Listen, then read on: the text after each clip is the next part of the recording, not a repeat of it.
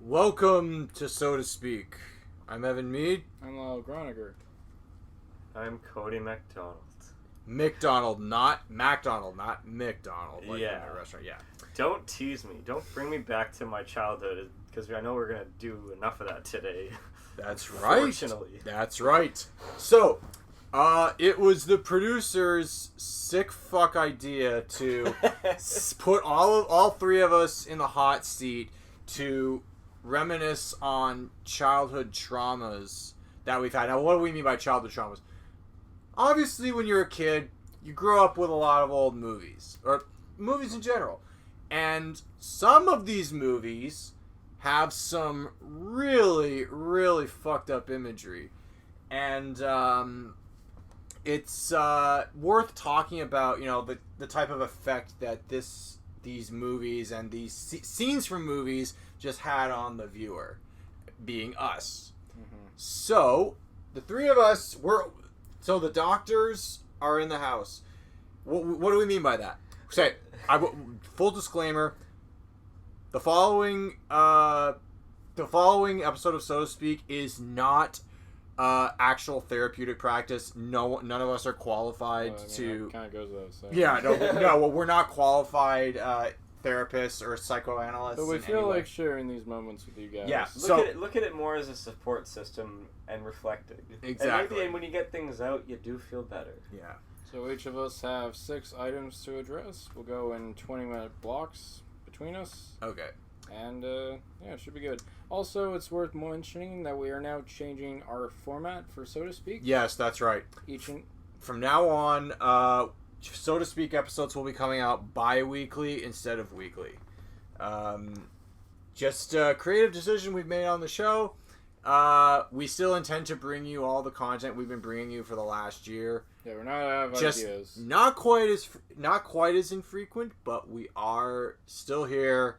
We're just gonna not be here as often as you'd like. So it's gonna go So to Speak, Pop Talks, So to Speak, and then we have a new program on the show called The Last Straw. That's right. We're going to be introducing a new program called The Last Straw, where we just talk about, you know, highlights and little quick blurbs of stuff we've talked about. It's kind of similar to our little soda slurp segments that we do, where we clip out bits from our episodes that we think are worth making individual videos. The last one we did was on Andy Dick. I really like that one. Me too. Yeah. Well, it's more like each of us cover a topic within like a 10-minute gap, and then the next person goes. Yeah. Andy Dick did what? Because said what? Okay. What didn't he do? Oh, yeah. Can you? Yeah. Anyways. So shall we start with you, Evan? Yes. So I'm in the hot seat first and foremost. Dr. Groniger, Dr. McDonald. Please have a seat. So starting now. I am here today to talk about one of my earliest traumatic memories, which actually happened when I watched sometime in the year 1997, the Disney Corporation. They were constantly re-releasing their older classics. And one of those older classics that got re-released in 97 was The Many Adventures of Winnie the Pooh. Now, please, this is a judgment-free zone. Oh, no, yeah. This is like, if you're a kid. There is no... Okay, so I'm not hating on Pooh Bear. Winnie the Pooh is one of the most innocent, loving child characters ever. So what was the thing that traumatized you? Okay. The thing that traumatized me the most was one particular song sequence called Heffalumps and Woozles. Basically, in the segment Winnie the Pooh and Tigger 2, Pooh Bear is essentially someone slipped some acid in his honey. No fucking shit. Let me explain. So while Winnie the Pooh is guarding his honey from a new creature in the 100-Acre Wood, who we later find out is Tigger. Basically, he eventually falls asleep, and Tigger tells him, I'm not. If I recall correctly, because I watch this movie once every couple of don't years. have to get into the specifics. So but what about Tigger tells Pooh to be on the lookout for heffalumps and woozles because they'll steal his honey. Tigger's not going to steal his honey. So when Pooh falls asleep, he has a dream to this bizarro as hell song sequence where a heffalump is what the creature, his friends in the 100-Acre Wood call an elephant, and a woozle is what they call a weasel. They are these evil creatures that will steal your honey and will also... It's kind of just like an exaggerated feeling of how Pooh might feel about these creatures. Yeah, well, because never seen them before. This is the weirdest thing ever because... His imagination is taking over. But his dream is so bizarre because you got a walking honey pot, you've got... elephants, like what kind of weasels? I don't even know what they are. And now the elephant's a fucking bee. What the hell is going on? I was 5 when I saw this. I didn't understand what the hell was happening. I have a question, Evan. What? If you were upset by this scene, how did you like the pink elephants on parade scene from Dumbo? That's very similar. I actually confession time. I never saw Dumbo. Oh, well, there's a scene that's exactly like this scene, but in Dumbo. Yeah. I get them mixed up sometimes. Me too. Yeah. I think the Dumbo one's a little creepier. Yeah. Well, did they duplicate any of the animation? And now there's freaking there's an African American elephant dancing with a pink elephant, and now one pink elephant is playing honey on its trunk like it's a harp. We're not there's doing a reaction video. Like no, this isn't a reaction video. Like but we are. I'm just stuff that is coming back to me. Okay. This scene was so bizarre and so weird that for some reason there were a couple of weird ass scenes in The Many Adventures of Winnie the Pooh. If I'm being completely honest, this is by far the weirdest. Remember there's other noteworthy honorable mentions or dishonorable mentions in this case are when Rabbit goes into the woods in the third act and then every single creature is making noises and he gets freaks the fuck out. There's also the one scene that I actually thought was weird, even though I can look back on this scene and laugh, when Pooh gets his butt stuck in Rabbit's door and Rabbit draws all over his ass like it's a freaking moose. That was funny. It was hilarious. I wasn't traumatized. I thought it was weird when I was a kid, but that was your cool down moment. That was my cool down moment. This, on the other hand, is fucking weird. We should move on. What's another thing? I know. But here's the thing. Today, I can look back on this scene as a full-grown adult and laugh, but as weird. This is just weird. And I can laugh at this. It's a cool visual. It's cool really visual. It's a very cool visual. Because I was reading woozles and I got Vizwoozles. So what's your next one? So here we can fucking laugh about this. The next one occurred when I was a little older. And basically what happened. So let's talk about a movie that Disney eventually claimed ownership of later on called The Brave Little Toaster. What's the plot of this? The plot of this movie is basically this. The toaster there's a toaster and his appliance friends. They come to life and it's kind of like Toy Story. So what's the scene that traumatized you? At the very end of the movie, kind of spoilers, right when it looks like they're going to be reunited with their owner in a garbage dump, of all places, the psychotic magnet that is his sole occupation in life is to magnetize metal appliance objects, be it cars or whatever, and put them on a conveyor belt that goes to the crusher. And the crusher itself has eyes, but... Well, yeah, everything has to have eyes. Yeah, I know. Every appliance or car in this movie has eyes. See the song sequence called "Worthless," which a lot of people describe as the best song in the whole movie. But anyways, I haven't seen it in a super long time. So there's a scene where the magnet finds the appliances. He's trying. He has this obsession with Toaster and his friends because they keep evading him, and his sole purpose and his prime directive in life is to magnetize objects and put them on the conveyor belt. The Toaster and his friends keep getting away, so they get away, and it looks like they're safe because their owner tries to take them back home. not if this fucking magnet has anything to say about it. And then the fucking dumbass is like, hey, those are mine, let go. And he's clutching the vacuum cleaner. That guy's got great upper body strength. No kidding. It is a cartoon, but this is where it gets really scary. The owner gets dropped on the fucking conveyor belt, and by the way, Asimov's laws of robotics do not fucking apply in this scene. They're not robots. Because, Living things. So they're like, look at this. Like the whole he's gonna literally be crushed along with all of his friends, and he's screaming for his life. And the toaster knows the only thing to do is to make the ultimate sacrifice.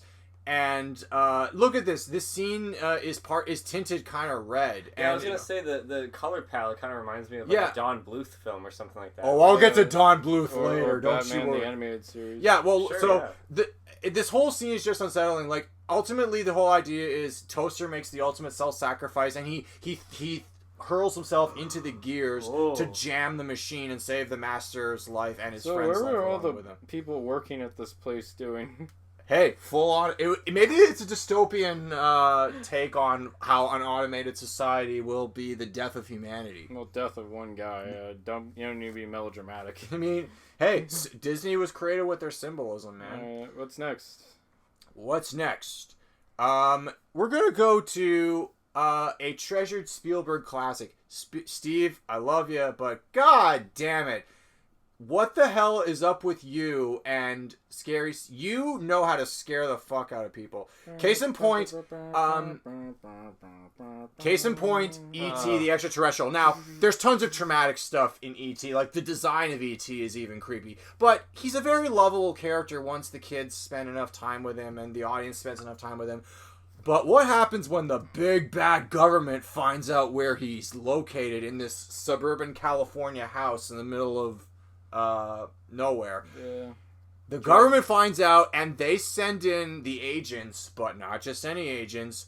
They dress them up in full on NASA spacesuits, and they cosmonauts, and they quarantine the whole house. By the way, speaking of quarantine, I read the YouTube comments to this clip. Let's see. One of them said, when someone in your neighborhood has COVID-19, like they send the governments in. And you look exactly like that. All white and shriveled.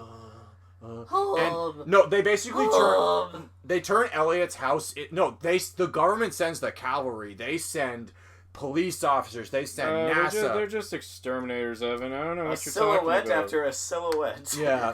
well, they turned the family home into a freaking laboratory. They're getting rid of the stink bugs. This is really enticing stuff. Yeah. Even as a kid, I loved watching this stuff. I will bring up E.T. in one of my picks, but Oh yeah. Oh wow. Yeah. So you guys both picked E.T. Yeah, there's a segment in E.T. that's I'll get to, but it's a movie that sticks with you. It's edgy.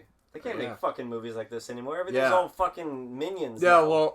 well, hazmat baby proof now. Well, hazmat suits back then and even to this day, like, it's scary to see people in hazmat suits because they you can't see a person's face. Yeah, they look inhuman. They look inhuman, exactly. Who is the real monster? Yeah. Mm-hmm. What about what's next? What's next on my list? Yeah. Well, another Spielberg. I'm sorry, I love you, Steve, It's but we're almost gonna like we pick on should you. do a Spielberg episode sometime. Coming soon, to so to speak. Nudge, The Spielberg is. Wink, Okay. wink, say no more. So let's talk about. This goddamn. Let's talk about now. Let's talk about this scene. Wait. Let me close my eyes. Hang on. Oh yeah. Yeah, close your Cody, eyes. don't look at it. I Shut your won't. eyes, Don't Cody. look at it, Cody. Shut your eyes, Cody. Don't much look as at it I no matter want what to. happens. Yeah. So, in Raiders of the Lost Ark, No, you mean Indiana Jones? Indiana Jones and the Raiders of the Lost Ark. That's right. Retroactive. So, names. what scene am I talking about? Well, I have no problems or triggers with Nazis, with Nazi torture porn. I love me seeing some Nazis get fucked up.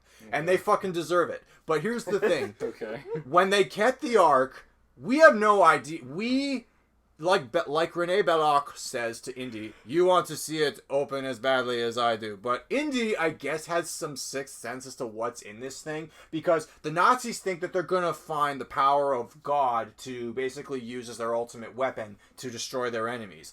When they open the Ark, and I got not gonna lie, when I was a kid and I saw them opening the Ark, I'm like, I'm curious, what's in this thing? And then beautiful specters fly out, and like Renee says, it's beautiful. But Indy is telling Miriam and he are tied up. Miriam, don't look at it. Shut your eyes. And now, how did Indy know that? That's exactly what I was thinking. How the heck did he know that? Like, did he know? How did he? Could have died anyway. Like, how the hell did he know that the Ark doesn't target people who aren't looking directly at it? So all the Nazis are aghast by what they see, and then the beautiful specters turn demonic, and then a giant spectral flame shoots up from the Ark, and shoots a death ray at all the soldiers, ripping them, tearing a hole clean through their persons.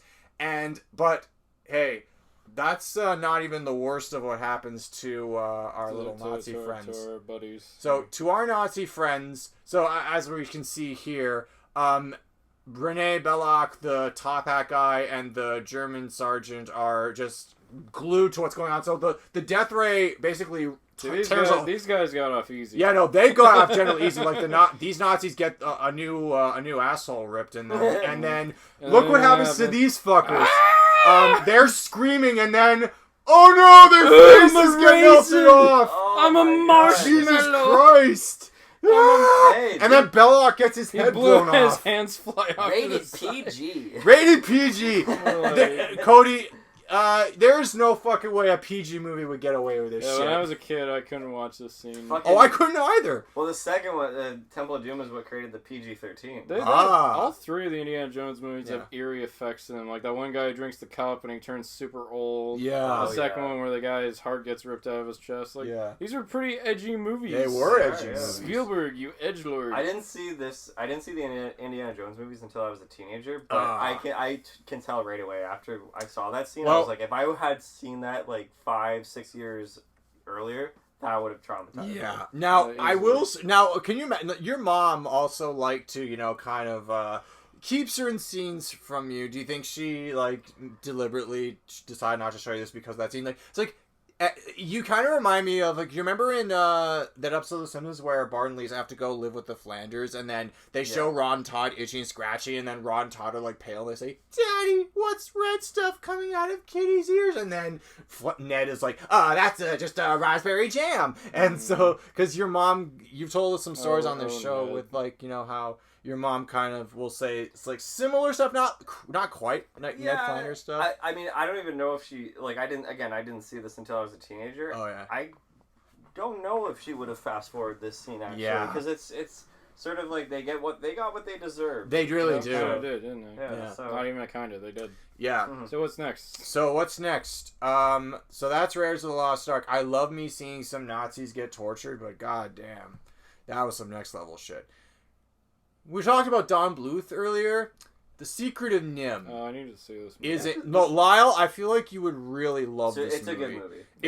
If you like dark imagery and if you like imagery it's not like Watership Down or Plague Dogs or Felicity or anything. Believe it or not, back in the day, my dad got me and my brother a copy of Watership Down, and my brother and I didn't get it. Not only that, it's not for kids. It really is. What kind of asshole parent would show that to their kids?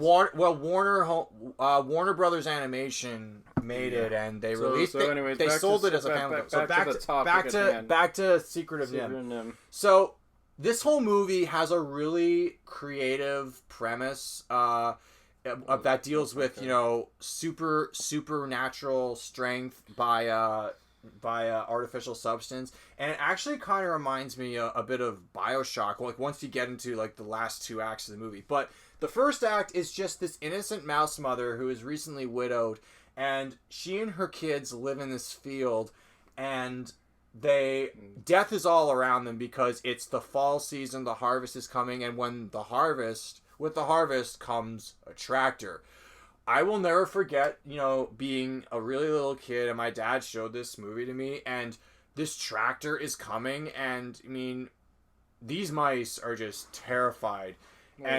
Just like when The Brave Little Toaster, this whole scene is tinted red. This is another movie I didn't watch until I was in my 20s, but I can tell if I would have saw this back then, there's just something about Don Bluth's lighting that just kind of sticks with you, where you feel like it's otherworldly and it's terrifying. You know, like danger is gonna happen if the sky turns red in the background. Or and look what color the sky is now. Symbolism. Look at this. Like, and like the whole only real life worked like that. Yeah. But so it was the most traumatizing part when the tractor actually arrives. No, the tractor is like inching dangerously close to. So the chaos of this scene is what traumatized you. Yeah, no, the chaos of the scene. So, by the way, it is worth mentioning that the main protagonist, Mrs. Brisby, has a son that is in bed, sick with pneumonia, and they'll even cut back to the son in bed while this tractor is barreling its way, like you're about to see it right now. You see. Get out of bed, you lazy bones. He's got pneumonia. Well, I know that like this scene is on mute right now, but I just looked it up to see who scored this. Jerry Goldsmith. So you can definitely tell there's some intense music in this, like orchestrated music. Probably some bittersweetness as well, but also some intensity as well. Yeah, that's what he specializes in. So you have time for one more. Okay. You got 2 minutes. Oh, we got 2 minutes. That's all the time I need. Great. So I could have picked any scene from this movie with this particular character, but I'm gonna go with one that messed me up when I was a kid. So I'll tell you this story. My dad dragged, as I said in our Marvel episode a year ago, my dad drugged you. I can't fucking speak and I'm running a podcast. There's acid in your honey. So keep going. You got 2 minutes. What's going on? So, my dad, he dragged me to see Spider-Man thinking I would like it, and I owe him one big because I did love it, and Spider-Man holds a special place in my heart. But the scene where the Green Goblin shows up for the first time in his full-on costume and in his armor, I remember... In the parade, right? I remember, yeah, at the World Unity Festival in Times Square, and I remember seeing Peter get his spider senses, and I remember... I will never forget this. They see, this what they think is like an air show attraction with this guy on a glider, and I'm thinking to myself, "Oh, cool!" And then the audience it doesn't know what's going on. But then I lean over to my dad and quoting Star Wars, "I have a bad feeling about this." I know I literally leaned over to my dad and said, "I have a bad feeling about this." Then next thing you know, that's cute. The goblin flies over to the Professor X. I know. One of the board members of Oscorp is Charles Xavier from the X-Men. No, so he looks a fuck of a lot like him though. He's even bald. Yeah. So he chucks a pumpkin bomb at the scene, destroying the balcony. Oh, and by the way, quickest Stan Lee cameo ever, because like this was before Stan Lee called attention. It was cool. This is before Stan Lee called attention to himself when he made cameos. So and MJ is in trouble. She's a classic damsel in distress. And Harry can't do anything, but Spider-Man's on the scene. He's running. Here comes the man. No, so you think that looking back on it today, it's cheesy, but the scene that really messed me up is when ouch, am I? So yeah, the goblin chucks a pumpkin bomb that turns the bomb. They all get Repo Man. Yeah, no, they turn the board directors into skeletons. I'm like, holy shit! That's the part. Yeah. No, like think about this. Okay, he could fucking kill Spider-Man with a one-hit blow, but he never uses that pumpkin bomb again for some reason. Actually, the part that freaked me the fuck out when I saw this movie in the theater was the jump. There was 2 jump scares. It was the one after Norman wakes up and goes like, I can't remember last night. Last night I was... And then it was after, like, Harry and Norman, like, hugged and had, like, a nice moment. There was just this strange... it was, like, cross-fading and just... Like, spider. Yeah. I was like, what the fuck? But it scared the shit out of me. Back to formula. And after what I... Yeah. Oh, yeah. When he, like, officially transforms, that was... Like, the snap zoom into his eyes as it opens. Yeah, that was great. Oh, as a kid, the Green Goblin is kind of scary because the lighting is a lot darker. Yeah. But then it lightens up in Spider-Man 2, which, nudge, Spider-Man 2. I'm going to plug the fuck out of this. You're going to talk about that pop culture thing in your pop talk? Perhaps. Yeah. Right. So those are my 6, and that's all I have to say about that. Okay. So how do you feel after getting all that off your chest? Well, a good number of the... Well... none of these scenes really make me feel... Well, with the exception of Spielberg, he has a way of filming and editing his scenes that, even though I can go back and watch it as it's it's movie effects. That stuff, the emotional experience kind of stays with me for a long time. All the other stuff I can either, see, I get what they were doing. I see a link between all of them, actually. What's the link? I think... Dr. McDonald. When you see your characters in deep peril, where you actually question, can they make out of this alive or not? Oh, yeah. And we start to blur the line a bit. You also don't like people to get blown up. You don't like people to get blown up as well. Yeah. Okay, so is that everything, Evan? That is. Alright, so now it is my turn to talk. Hi, Lyle. Hello, Hello. my name is Lyle. Have a seat. Join me and Dr. Mead. Okay. Hi, my name is Lyle Groniger, and I have a confession. So my first on the list is actually not a show or a TV. It's not a movie or a show. It's actually an experience I had at a fairground. See, every year, back in my small town of Rodney, there used to be this thing called the Rodney Fair, and you'd have tickets and you go on rides and stuff. Was it like your typical county fair? It was a county fair, yeah. Oh, and sounds beautiful. Yeah, it was nice. But there was one ride, and this isn't necessarily a normal ride. This was what they call a dark ride, a spooky haunted house kind of thing. And on the side of the walls were all these monsters and stuff. But one image that always stuck with me and frightened me a lot was there was this open window that had a guy's decapitated head with entrails coming out of his neck with a monster hand holding it, and he just has his eyes are all puffy and his mouth is wide. How old are you? 7, okay. Maybe even 6. And here I am eating cotton candy, just looking at it, I was like, oh, you can't eat cotton candy anymore. And I tried many times to build the courage to go in there because it was the one ride I never got on. Well, within my age range. But, and I saw other people and other kids going in, so I was like, okay, I can do this.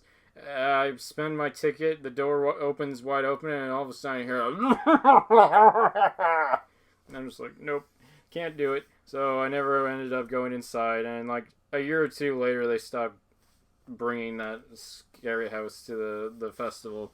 I think it got banned. Regrettably, I don't have any pictures or evidence. Do you know what your story reminds me of? What? Do you remember in the Nintendo Power AVGN episode, he shows a Castlevania cover of a Nintendo Power and says, Dracula? This gave kids nightmares and parents complained. I thought it was awesome. Yeah. Yeah. No, I mean, maybe if I was older, I could probably go in there, no problem. But, just the sight of that decapitated head, I'll have to draw it or something, but, yeah, it fucked with me. So the second thing I have on my list is Grizzly Tales for Gruesome Kids. So this was a show that was on YTV, not for very long. It's it's a British show. Yeah, I don't recall this. Actually. Yeah, it kind of came on the same time as Freaky Stories. So I was thinking, I should cover Freaky Stories because that show freaked me out too. I couldn't eat hot dogs for a whole year after watching that show. But I ended up changing my mind. So Grizzly Tales for Gruesome Kids. There's only 2 episodes I really remember, and one was called The Upset Stomach, and the idea was there's this bratty bitch who just eats constantly, and she wants a pet stomach so that she can eat more. What the fuck? What? So she keeps this goddamn stomach around, and it sprays acid on people and burns their clothes off. This would fucking traumatize me. Yeah, and I saw it as a kid. And I think the worst part is that near the end of the story, it just starts melting animals and devouring. Oh my god! What the and it just stores... we're the doctors. We're freaking the fuck out here. Talk about counting sheep. What the hell? And I think the pin in it all is that the girl gets her comeuppance in the end when the creature literally devours her whole. And all you see is a shoe that comes out of it. Holy shit. And that freaked me out. That was the first Jesus time I ever seen a Christ. child get killed in a TV show. What? Yeah. Wow. And there was another episode called The New Nanny, which is, by the way, I hate the animation in this show. It looks like Zelda won a Gamelon or Link's Awakening. Not as bad as that. It looks pretty bad, though. It's got the artists here at least tried, but with the Philips CDI Zelda games. So basically, there's these awful kids who bully their nanny, and so they get a new nanny, and it's an animal, and basically they still torment the creature. I actually never saw this one in full. But I'll tell you how it ended. It basically they get they torture another one that's a spider, but the last one they do is an alligator, and what this alligator does, imagine me, just minding their own business. The door opens, and this is when my parents shut off the TV. When the alligator just eats the fucking children. What? Oh my god. Why do I feel like I've seen this before? I don't know. It looks so familiar. Children dying. Yeah. No wonder this fucking show got pulled so fast. Yeah, no, it horrified me. And, like, I didn't like it. I had nightmares because of it. And every time it came on, I ran away from the TV. I would too. Yeah. But moving along. My next one is another British story. Are you guys familiar with the works of Beatrix Potter? Sorry, I can't say that I like am. Peter Rabbit? You know? Oh, okay, yeah, sure. Yeah, sure. She does. But I just know the film. Oh, wow. I've never seen it. My mom used to have all the books, and I read them all. And wait a minute. This looks familiar. I think I have read a book by this. Yes. Yeah. Okay. Yep. But anyways, so the one that fucked with me the hardest was the Tale of Mr. Todd. So the idea of this story is there's these baby rabbits that are owned by Benjamin Bunny and his wife Flopsy, and the elderly man's supposed to look after it. But there's this badger named Mr. Brock who drugs the rabbit and then makes away. Hold on. With the actual rabbits. He steals them because he wants to eat them, so he takes them to his home. But another thing that's fucked about this episode is that there's another character that really frightened me as a kid, and his name was Mr. Todd. So Peter and Benjamin go on a quest to save the rabbits. But Mr. Todd is a fox who basically eats anything he sees, so if he encounters anyone, he devours them whole. Oh, wow. And it turns out Mr. Brock is being an unwanted guest. Every image in this show just freaked me out. Like, anytime he entered the room, I felt scared as hell. Yeah. And there's a lot of... And then... Yeah, this guy freaked me out. So anyways... Yeah. Ugh. Even the book was intense. Like, all the illustrations scared me a lot as well. It was also very violent. There's like a giant spat that they have after he thinks he kills Tommy Brock with a pail of water on his head. And they have this violent altercation. And they're like, yeah, I couldn't sit through this sometimes. I had to leave the room. But thankfully the rabbits are saved, even though they were stuffed in an oven throughout most of the time. Oh, Jesus. Yeah, no, it was a pretty disturbing story. I didn't know how to feel about it. Which is weird, because Beatrix Potter's stories are not usually this dark. So I don't know what the hell she was smoking. Jeez. But both of you watched edgy cartoons. Yeah. Another one. This is one I actually just discovered recently. Oh God, yes. So the next one I have, this is the only James Bond movie I've ever seen once, and I never watched it again. It was called License to Kill, with Timothy Dalton. They're two solid movies.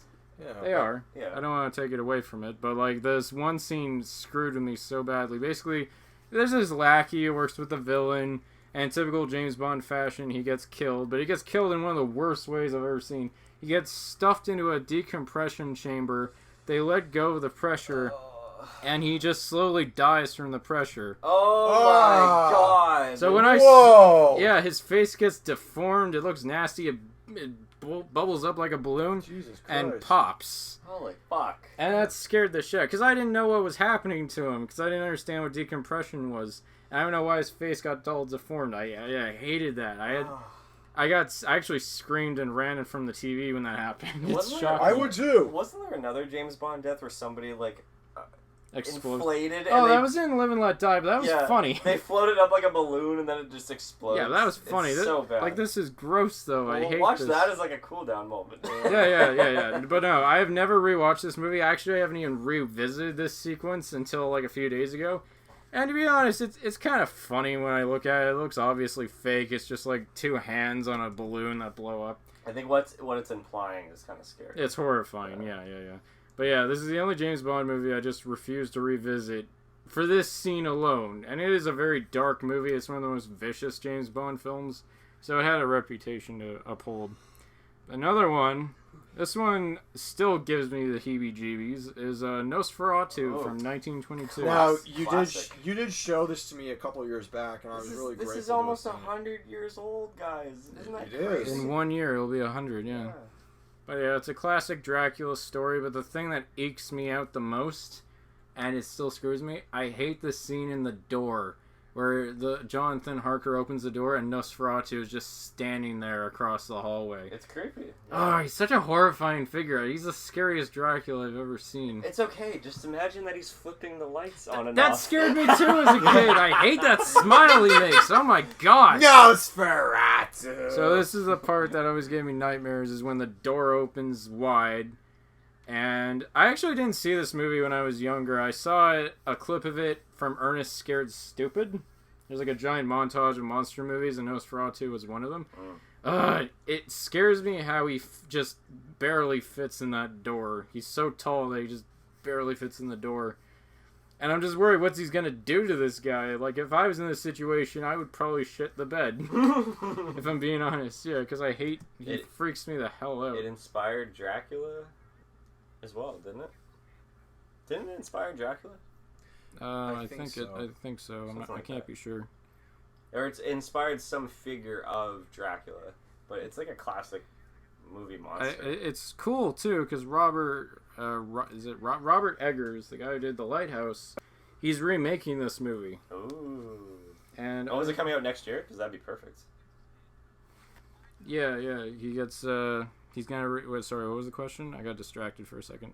Is it the remake coming out next year? Because that'd be perfect. I don't know. He's making a lot of projects right now, but this is one he really wants to do. It'd be so cool if it came out next year. It'd be like the 100-year anniversary. You know what? They need to get Willem Dafoe to play yes. Count Orlok, and he just needs to do everything he did in Shadow of the Vampire. Pretty much. Roger Eggers, whatever your name is, you gave Willem Dafoe one of the greatest performances of his entire career in The Lighthouse. I want you to remake Shadow of the Vampire. The only line. Come on, buddy. The only line that he says is, "You're not a fan of me, lobster." You're not fond of me, lobster. I'll have it your way. You wouldn't say you're not a fan. You're not fond of my lobster. No. A fan is more like 20th century slang. I know Nosferatu is I still have a fear of being alone in my room and someone coming into my room at night because of this movie. It still comes at me. Hey, nudge, nudge, Evan. We have a Halloween prank. I will punch you both in the balls. Yeah, no, One time I was, my ex-girlfriend came into the room while I was sleeping, and I was early in the morning. I was kind of half awake, and I saw a figure come right at me, and I literally jumped out of the bed. Fuck. Oh shit. That's how bad it is. And is that the scariest thing? No. There's one that's scarier. Yeah, this one still sticks to me. It still lingers. I still get very unnerved whenever I see Orlok. The only problem with Nosferatu is most of the movie is not based on him. No. He's only in it for like 10 minutes, so everything else is kind of boring. You can watch the whole movie for free on YouTube. You can. Check it it's out. Public domain. Check it out. And the last one on the list. My Oma used to have a lot of VHSs of old cartoons. And one that always scared the living hell out of me was the Pincushion Man, also known as Balloon Land. Okay. The idea of this one was, there's a world that's populated with balloons. Everyone's a balloon, everyone's happy. But there's one problem. There is a being that lives outside the gates of the town called the Pincushion Man. And the Pincushion Man is kind of like the slasher villain, this psychopath who just loves killing balloons. Okay. He has all these needles in his body that he just stabs balloons to death, and he gets off on it. Wow. And he wants to murder our main characters. Holy jeebus. So this guy has no compunction with killing kids. Compuncture them. Oh, Jesus. And he just revels in torturing and harassing these people.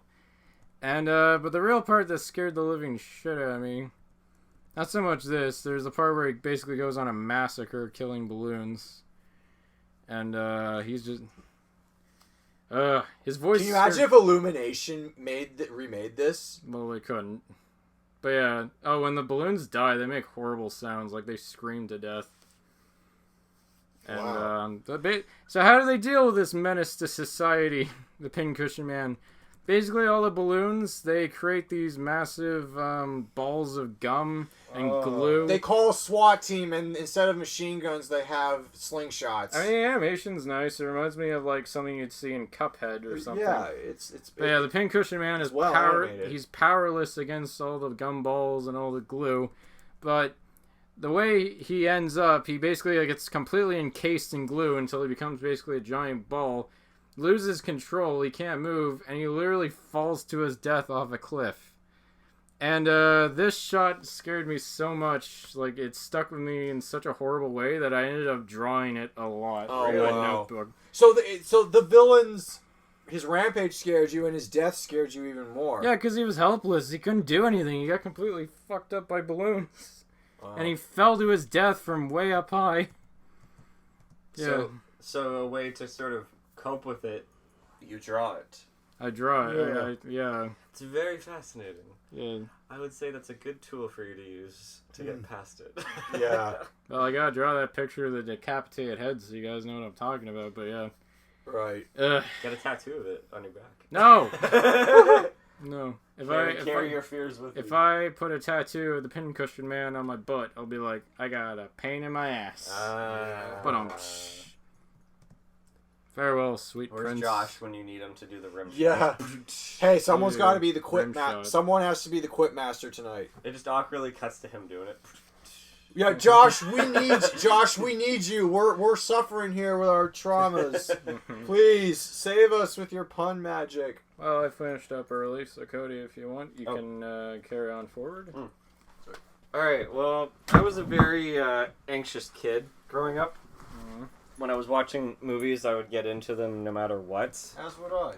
You know, yeah, even the simplest shit that I even said to you guys, like I think that people arguing at their lowest points in the movie, your main characters, it was always so fucking hard to watch. It was stressful, but not traumatizing. So second act low points were a big trigger. It was for you. tough. Like Yeah. what? Well, they're not easy I.e., to watch. quick, simple example: Woody and Buzz underneath the semi truck Right. arguing at that gas station scene. Just stressful stuff. Like I hate watching our characters arguing. You would not have liked watching Toy Story with me because the whole "You are a toy." Oh, I look back on it like it's funny, No, but yeah. Well, back then I was laughing Yeah. as a kid, and I still laugh today. But there's 6 categories that I categorize. I'm gonna start from like the most tamest, leading all the way to shit that I still get That's traumatized kind of what I did. Alright. to this day. So the first one I want to talk about is bullies.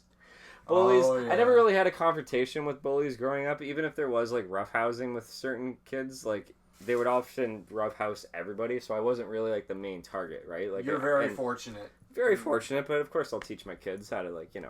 to deal with that stuff, of course, whenever Right. I had kids. Right. But in movies, there was a few parts where bullies were really intimidating. So in the first scene in this movie called First Kid, I showed you guys. It was kind of like it's a lame Sinbad vehicle of him being a government agent trying to watch over the president's son. Yeah. Lame joke after lame joke. But then this one scene here where he like confronts the bully, I think the reason these examples I want to bring up is just the scene was way more intense for this movie's good.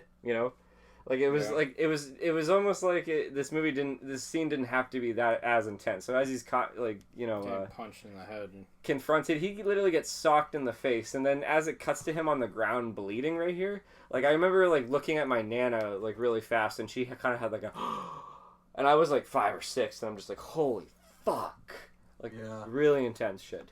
That is. Another one would be, if you guys have definitely seen the classic 90s movie Casper, they made a Bill Pullman, Christina Ricci. Yeah, it was not a bad movie. I've seen this. I saw it once a long time ago. They made a shitty fucking prequel about how he's like, how he became to be. It looks like Casper. a board game commercial. It's a terrible direct-to-video movie that I watched a lot. But then you get to this one scene where the main kid gets picked up by the bullies by like both his arms and feet, and he's like, let me go, and they're all telling him to shut up. They literally stick him in this haunted mansion in the middle of the night and lock him in there, and they leave him. Oh, man. It was stressful. Like the scene, like the whole fucking thing was just like, like mediocre slapstick formulaic 90s junk, but then you get to this one scene where it feels a little too intense for this movie's good. You know, like it feels out of place. And then the mother of all fucking bully scenes is from the classic... You're gonna cry now! Oh, from fucking Christmas Story when Ralphie confronts Scunt Farkins. What kind of fucking name is that? Scott Farkins. This fucking kid, he's just teasing him and teasing him and teasing him throughout the whole fucking movie, and then finally Ralphie just fucking snaps. Wails on and him. just wails on him over and over and over and over and over again. Yeah. I just cannot forget just feeling so... Like just, I'm on the edge of my seat. One of his minions tries to intervene. I think it's his little brother. His little brother tries to intervene. He fucking punches him away. Swearing, punching, and the kid's bleeding. This was just too intense for me to watch as a kid. I always hated watching this movie, knowing that, like, oh, fuck, this scene is going to come up. I'm just like, come on, get it over with. I'm just like, I just hated watching this. Yeah. But it was, good for Ralphie for defending himself. I couldn't watch this scene either because when I was a kid, there was actually a bully at my school who looked exactly like this piece of shit. Yeah. Yeah. Well, he does look like a stereotypical... He really does. Yeah. Yeah, a kid from the wrong side of the tracks. Alright, so that was number 6. Number 5, movie deaths. Movie deaths weren't really that traumatizing to begin with. I was always like, it's a movie, they're not dead, But there was something about long, painful deaths that fucking traumatized me. Yeah. So the first one is obviously, I'm not obviously going to get into this movie because I've talked about it too much. No, I did a poppin' good talking on... Oh, yeah. Did you know? The conversation just popped. Yeah. On Jaws, Quint's death at the end where the fucking shark just hops onto the boat and just starts chewing him to death and he's screaming his fucking head off. You mean the mechanical shark? Screaming and screaming, gushing blood. It's fucking hard. Trying to fight him off, but we can't. I fucking hate it. Moving on. Okay. All right. So you're not even going there. I'm actually surprised about this next one from this, like, really... But Cody, as your doctor, it's important to talk about these things. I know. He's talked about it enough already. I know. Watch his Pop Talk. Plug. So, yes, thank you for the plug. So, from this really kind of average disaster movie from the 90s, Volcano. I think I saw this one. It's the Tommy Lee Jones one, not I know this scene. I've seen this one. Yeah. So yeah, there's a volcano in Los Angeles.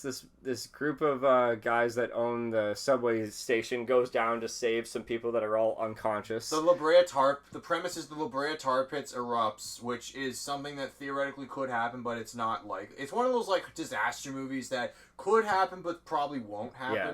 And Hollywood just trying to milk people's fears with it. His Nikes are burning.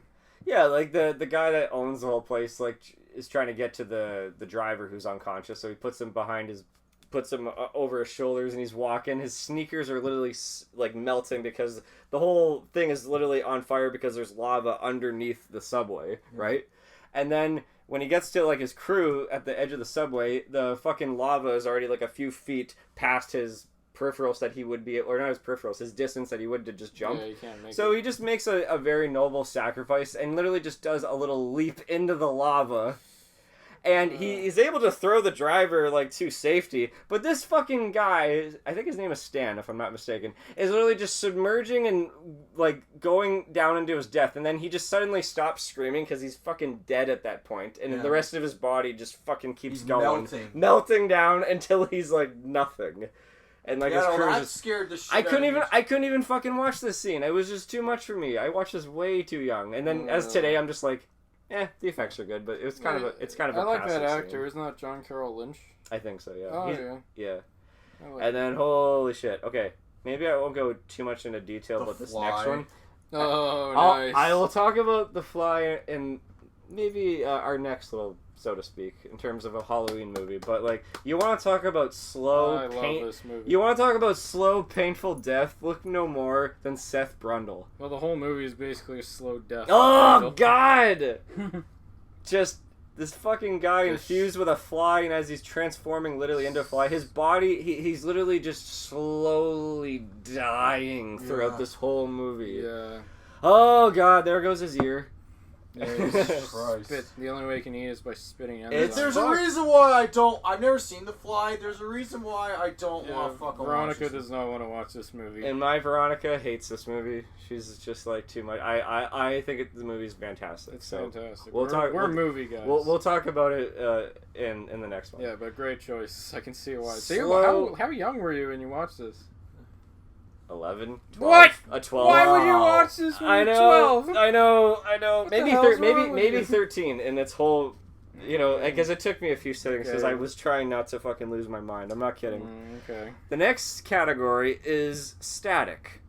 It's kind of pathetic, but I was creeped out by static growing up. Of course. I don't know why. So a few examples would be the teaser of the Rugrats movie growing up. Anytime this played on a VHS right before the movie, whatever movie was starting, the beginning of it with that 90s narration just saying, "For years, they have conquered our television." Just this whole fucking thing, just showing the static TV, it just pushes in, and then all of a sudden you just see the Rugrats just blow out of the TV and saying, "We're going to be in a movie one day." Obviously it's light at that point, but the beginning terrified me. Just watch it later on. I'm just a TV. Oh, I remember this one specifically. So in the VHS previews for Home Alone 3, there was a teaser for the X-Files movie that was the same thing. Just you think, 20th Century Fox, and cuts out. I remember when, the Fox movies like to screw with their logo if it fit the tone of the movie. But it cuts abruptly and goes to all this static about how the government is covering up everything. Do you know what I remember? The X-Files, how it's all conspiracy. And it's I know. So this was chilling. This was a fucking chilling. Do you know what movie trailer to a disaster movie this reminds me of that scared the shit? The teaser trailer for The Day After Tomorrow where they show static on the Fox logo and that's a good one. It's like a freaking hurricane thing, and then they show footage that could have been seen on the news of cities getting destroyed by disasters. Cody, have you ever played SlenderMan? Yes. Every time you die, it's like I fucking hate it. It's terrifying. Yes. I can't make the sound. But yeah, no, just static creeps me out. I don't know what it is. But the frequency and the sort of it's uncanny. Yeah, it's weird. I couldn't find the exact moment to what I'm talking about here, but there's a weird scene in the Pokemon movie. I'm not really a Pokemon person. Even as a kid I wasn't. But the birth of Mewtwo. The first movie stuck with me later on when Team Rocket finds the recordings, the security camera recordings of this lab just getting fucked up from Mewtwo just completely erupting and just killing everybody in the lab. It was when Team Rocket was watching the security camera footage and it was all static and it was all weird. Mm-hmm. As a kid it kind of creeped me out. Yeah. Did you like this? Did you ever see Detective Pikachu? I didn't. Oh no, I did see it. Sorry. The same thing basically happens again. Really? Yeah, Mewtwo transforms Ryan Reynolds into a Pikachu. Oh, I guess I don't remember. And he bursts out of another lab because that's just his thing. I guess that's what he does on a Tuesday. All right, next category. Yeah, carry on. Bugs. Bugs creep me out, and look no further than the film Arachnophobia from 1990. Lord. Oh god. As just a normal person that's not afraid of spiders, it's a dark comedy, and it's a totally good black comedy. Is this Eight-Legged Freaks? No, that's silly. That's very silly and campy. I can get past that movie. That's ridiculous. Yeah. This movie, if you're afraid of spiders, holy fuck, is there creepy parts in this movie? Just Jesus, I just hated going out to my barn, even not really my barn, my shed in my backyard at my hometown, because I was always thinking of this movie. Anytime I saw a cobweb, I was thinking, oh my god, there's a fucking nest in there, isn't there? Just the whole film. I can't really think of any examples. Jeff Daniels is in it. Yeah, he's the main character. Oh god, yeah. There's just I want to see this now. It's good. It's a good movie. Is it kind of like Slither or Kinda, yeah. Kind of that same kind of irreverence. There is sort of comedy to it. There's cheeky parts, but if you are scared of spiders, it plays it completely straight. I bet. It plays the spider creepy factor completely straight. I feel the same way about Snakes on a Plane. I know it's a comedy, but it still freaks me out. Sure. Because I'm afraid of snakes. That's another good example. Yeah. Okay. Oh, Jesus. From I guess the other A Bug's Life of the same Ants. year, Ants, there's a certain scene where they're going off to the army, and then there's a fucking termite army that just starts crawling down, and I couldn't even look at this one shot here of just them all slithering out and crawling down, like, right? Oh, God, fuck! Oh, yeah, It's so fucked up. I didn't know this was a movie reference when I was a kid. You ever seen Starship Troopers? Yes, it's a I reference. have. That's what it's a reference This to. is the reason I saw Starship Troopers, and then, by the way, this movie got a PG. Most family animated movies are rated PG. Yeah. Are rated G. Was this PG-13? No, Ants got rated PG as opposed to G. Really? Yeah, no, this is... I thought PG-13. Because there's a bit of like a Woody Allen kind of nebbish, like... It's a Woody there's Allen some comedy. sex jokes, too. It's a Woody Allen comedy in the clothes of a DreamWorks movie. It's more adults. I'm really surprised is. they made a Starship Troopers reference in a kids movie. Like, that's really And a year baller. later, too. Yeah. Yeah, that's kind of strange. Do you want to know what... Cody, it is worth mentioning that... the thing I admire about Ants as opposed to A Bug's Life is that a lot of the stuff they base the biological accuracy of like how insects function in their society is more prevalent in Ants than it is in A Bug's Life. I agree. Because I learned this. Do you know that in real life, ant colonies and termite colonies do go to war with each other? However, in a lot of instances, the ants typically win. It's not a stalemate because the ants win by numbers. They bully the termites. Yeah.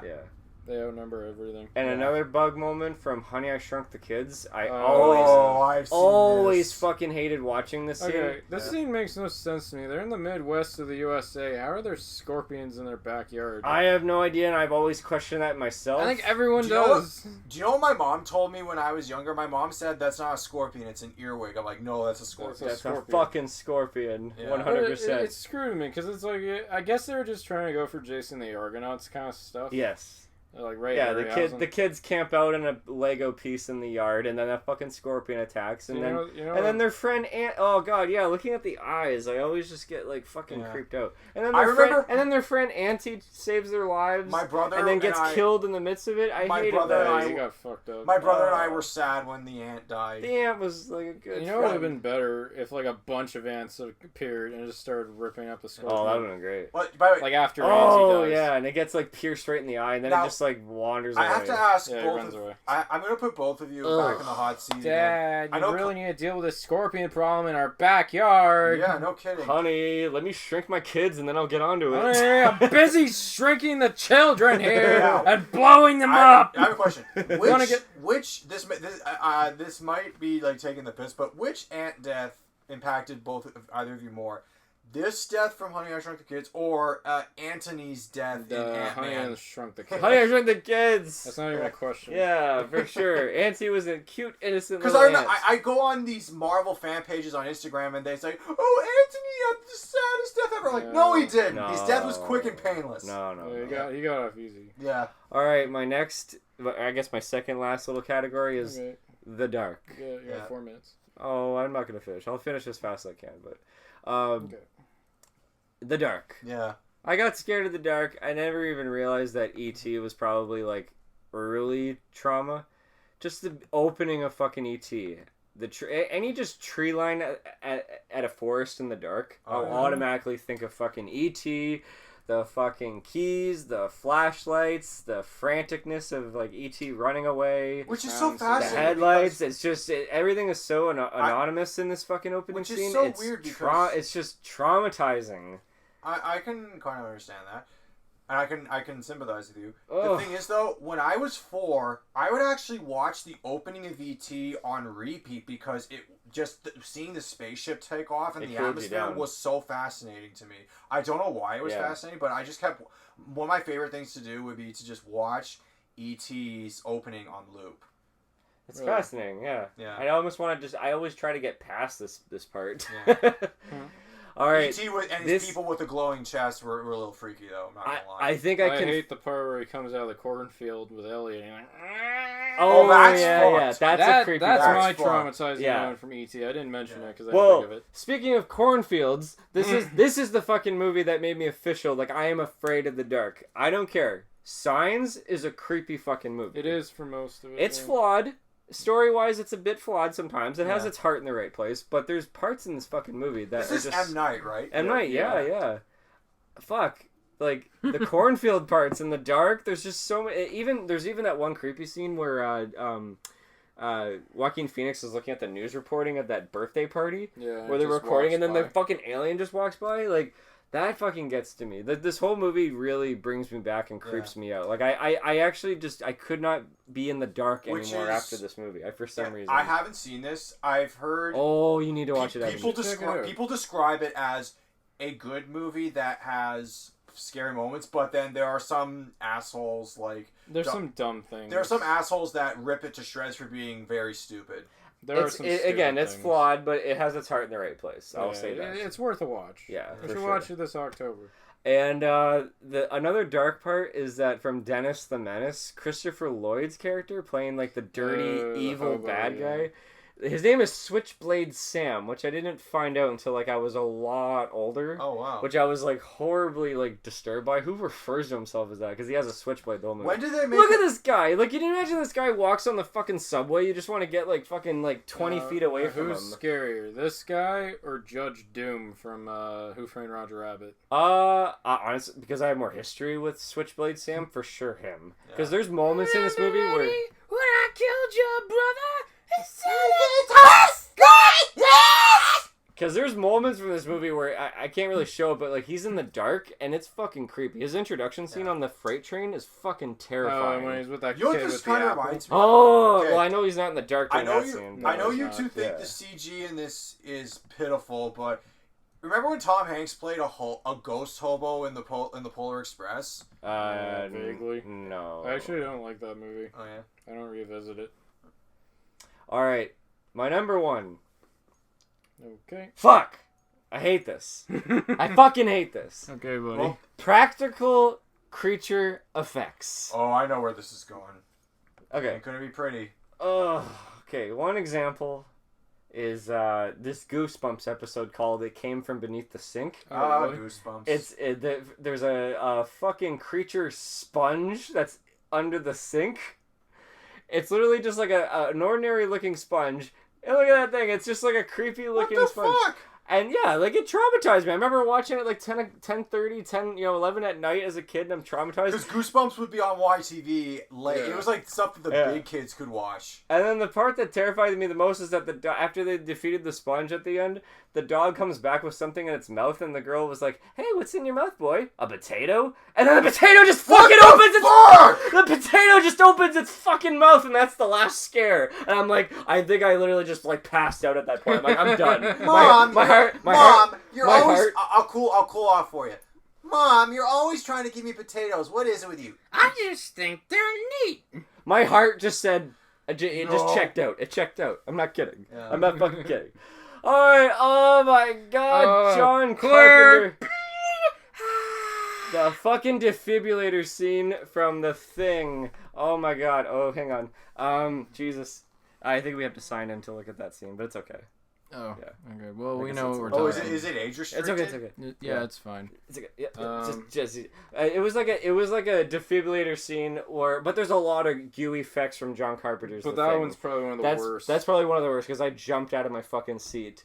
Just very icky, disgusting shit. Basically, the doctor presses the defibrillator into the guy, but his entire stomach cavity opens into a jaw. Jesus Christ. And as the guy puts his hands in... Dude, you're not even sitting properly. You're he's on the you're edge literally of on the edge of your seat. Guys. And after he shoves it in, it the whole jaw bites his hands off. I'd rather watch on repeat everything that I just showed you guys. Then watch this. Then watch this next one. Oh. When I was 6 years old, I was flipping through the channels, and I landed on a film late at night on the Space Channel. Like you do. Called The Brain from 1988. And eventually, I just swallowed my pride after the trauma that I saw in this scene. It's just a giant fucking creature big brain thing with big eyes and big teeth, and it looks ridiculous maybe to you guys, but for me it traumatized me that I've been trying to repress it ever since I was 6 years old after watching just one scene. And then for some reason when I was a teenager it came back into my memory for some reason, and I'm like, alright, I'm gonna look it up. And I'm a teenager still getting fucking triggered by this fucking monstrosity, creepy looking thing. There's just something about like the practicality of like a creature, and it's using the illusion that it's just gonna come after you and it's just gonna eat you, and there's nothing to stop it. And still to this day, I get triggered. I can't watch this, so I'm gonna fucking do it anyways, just to prove man, you. We got you for this. You got it, buddy. I can't do it. Oh my god! Holy fuck! I can't. Okay. Oh, Jesus Christ. That was like I 2 can't. seconds. I know, it's just Jesus Christ! Holy fuck! I can't fucking do this. I will not show fear. Cody. I will not show fear. I will not show fear. Cody. Fear is the mind killer! When fear is gone, only I will remain! Fuck! I'm laughing, dude. It looks so corny. It looks... I mean, I get it. If you watch this when you're like super young, I get it. But like, you okay? No. It's.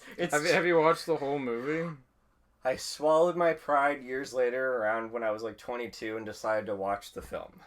Kind of through my fingers, actually, at points. Okay. The movie is okay. There's some nice commentary when it came to just like the whole idea is that like this mad scientist is literally showing like mindless programming on the TV, like broadcasting, like in cahoots with like the broadcasting network to show mindless television to people. Okay. And the brain waves that people are watching are feeding through the algorithm to this brain, so that it just keeps growing and growing and growing. It sounds like a Futurama episode. It kind of is, but like I mean, there's so it's definitely wonky, and it's definitely kind of not focused from what I can remember. But that's actually at its peak, the creature. Like that's like how it looks like when it's huge. Yeah. Like okay. so.